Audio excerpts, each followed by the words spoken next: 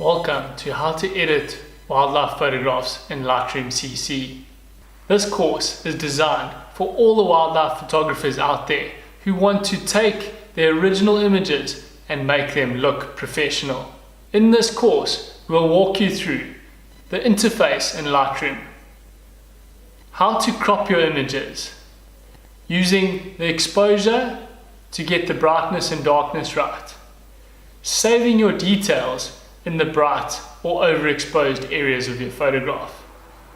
We will also walk you through how to brighten up the shadows or the darker areas to bring back and save the details in those parts of your image.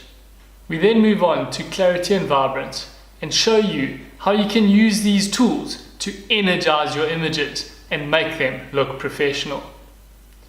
We end off with some tips and tricks on how to improve your workflow within Lightroom and how to save you time and energy when editing your photographs. I hope you guys are as excited as I am to get started on this course. So I'll see you in the first lesson.